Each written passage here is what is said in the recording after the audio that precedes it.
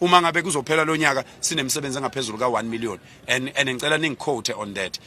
Before the end of this year, we will create more than 1 million jobs in South Africa, permanent jobs. It's very easy.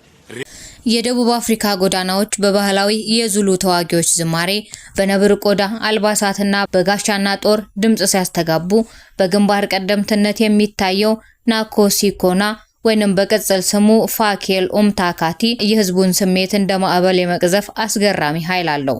ዛሬ ይህንን ጉዳይ በስፋት እንመለከታለን። አብራችሁን ዝለቁ። ከተራ የወጣትነት ህይወት ተነስቶ ዛሬ በሀገሪቱ ከፍተኛ የፖለቲካ ውጥረት መነሻ እስከመሆን የደረሰው የዚህ ሰው ታሪክ ግን በአንድ በኩል የሀገሬው ተወላጅ መብት ጥያቄ፣ በሌላ በኩል ደግሞ አህጉራዊ አንድነትን እየሰነጠቀ ያለ ጥልቅ ጠባሳ የታየበት ገጽታ አለው። በኖንጎማ ታሪካዊ ምድር በዙሉ እሴቶች ያደገው መጀመሪያ ላይ ኢንሲዝዋ ንጎቡን ሲዝዋ ዴቨሎፕመንት ፋውንዴሽን የተባለውን ድርጅት ሲያቋቁም ዓላማው ወጣት ወንዶችን በጥሩ ስነ ምግባር መቅረጽ ነበር። ይሁን እንጂ በሀገሪቱ የሰፈነው ከፍተኛ የሥራ አጥነት ማዕበልና የድህነት ኑሮ ንቅናቄውን መስመር አስቀየረው። እሱና መሰሎቹ የውጭ ሀገር ዜጎችን እንደ ዋነኛ የችግራቸው ምንጭ አድርገው በመሳል በደቡብ አፍሪካውያን ዘንድ የተቀበረውን የቁጭት እሳት አቀጣጠሉት።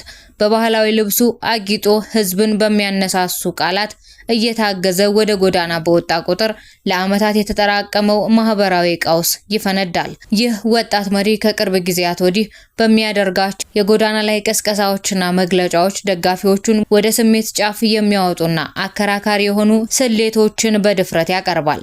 በቅርቡ በሰጠው አንድ መግለጫ ላይ እኛ ዝም ብለን ማውራት ብቻ አይደለም የምንፈልገው፣ አስቀድመን ከ15000 በላይ የሥራ ዕድሎችን ፈጥረናል። መንግስት በዚህ ዓመት ይህንን ያክል የሥራ ዕድል አልፈጠረም በማለት የራሱን ንቅናቄ ስኬት ከባለስልጣናቱ አፈጻጸም በላይ እንደሆነ ይናገራል። አክሎም ይህ ዓመት ከመጠናቀቁ በፊት እኛ ከ1 ሚሊዮን በላይ የሥራ ዕድሎችን እንፈጥራለን በማለት ለተከታዮቹ ትልቅ ተስፋን ይሰጣል። ለዚህ የሥራ ዕድል ፈጠራ ያቀረበው መፍትሄ ግን እጅግ ቀላልና ቀጥተኛ ነው። እሱ እንዳለው ይህ በጣም ቀላል ነው። ህገወጥ የውጭ ሀገር ዜጋውን አስወግደህ በምትኩ ደቡብ አፍሪካውያንን መተካት በጣም ቀላል ነው። ምንም የሚከብድ ነገር የለውም። ፋኬል ኡምታካቲ ይህንን ግፊት በቀጥታ ወደ ሀገር በቀል የንግድ ተቋማት ባለቤቶች በማዞር እዚህ የምታዩቸውን እንደነ ናንዶስ፣ ኦሽን ባስኬትና ማንኛውም የምግብ መደብሮችና ሱቆች በሙሉ ባለቤቶቻቸው እዚህ ደቡብ አፍሪካ ውስጥ ያሉ ጥቁር ህዝቦች የሆናችሁ እባካችሁ ህገወጥ ሰራተኞቻችሁን አስወግዱና ደቡብ አፍሪካውያንን ቅጠሩ፣ ምክንያቱም እኛ እነዚያን የንግድ ድርጅቶች ሪፖርት ልናደርጋቸው ነው የሚል ጠንካራ ማስጠንቀቂያ ያስተላልፋል። ለዚህም ሲባል ሁሉም ደቡብ አፍሪካውያን ህገወጥ ስደተኛ የሚቀጥሩ ተቋማትን ሪፖርት እንዲያደርጉና ይህንን ጉዳይ ብቻ የሚከታተል የተለየ የክትትል ክፍል ወይንም ዴስክ እንዲኖራቸው ይገልጻል። ዓላማው መረጃዎችን በሙሉ አሰባስቦ በቀጥታ ለፕሬዝዳንቱ በማቅረብ ይኸውልህ ፕሬዝዳንት፣ አንተ ማንም ሰው ህገወጥ ስደተኛ መቅጠር የለበትም ብለህ ነበር፣ ነገር ግን ይኸው አሁንም ቀጥሮ ይገኛል ብሎ በማሳወቅ ግትር የሆኑ ኩባንያዎችን ተጠያቂ ማድረግ እንደሆነ በኩራት ይናገራል። ይህ የኛና እነሱ ትረካ ግን በቅርቡ በተደረገው ሰፊ የሰኔ 30 ወይንም ጁን 30 የተቃውሞ ሰልፍ ላይ የከፋ መልክ ይዞ ብቅ ብሏል። ንቅናቄው በይፋ ሰላማዊ ነን፣ ሂደቱን በህግ አግባብ እናከናውናለን ቢልም በመሬት ላይ ያለው እውነታ ግን የተለየና እጅግ አሳሳቢ ነው። የሰልፉን መከፈት ተከትሎ በተቀሰቀሰው ትርምስ በርካታ የውጭ ሀገር ዜጎች ንብረቶቻቸው ተዘርፈዋል፣ መኖሪያና መሸጫ ሱቆቻቸው ወድመዋል፣ እንዲሁም ከቀያቸው ተፈናቅለው ለከፋ ስደተኝነት ተዳርገዋል።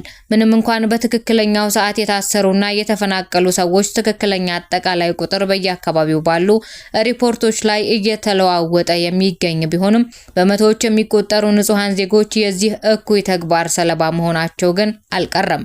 የደህንነት ኃይሎች ሁኔታውን ለመቆጣጠር በወሰዱት እርምጃም በርካታ የሰልፉ ተሳታፊዎችና አመፀኞች ለእስራት ተዳርገዋል።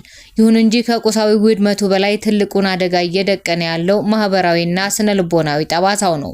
በፋኬል ኡምታካቲና በመሰሎቹ ጽንፈኛ ብሔርተኝነት ምክንያት ደቡብ አፍሪካ ከአፍሪካውያን ወንድሞቿ ጋር ያላት ግንኙነት በከፍተኛ ሁኔታ እየሻከረ መጥቷል። በአፓርታይድ ዘመን የደቡብ አፍሪካውያንን ነጻነት ለማምጣት ደምና አጥንታቸውን የገበሩ ስደተኞቻቸውን በክብር የተቀበሉ የሌሎች አፍሪካ ሀገራት ህዝቦች ዛሬ በደቡብ አፍሪካ ጎዳናዎች ላይ በወንድሞቻቸው የሚደርስባቸውን ግፍና መገለል በትዝብትና በከፍተኛ ቁጭት እየተመለከቱት ነው።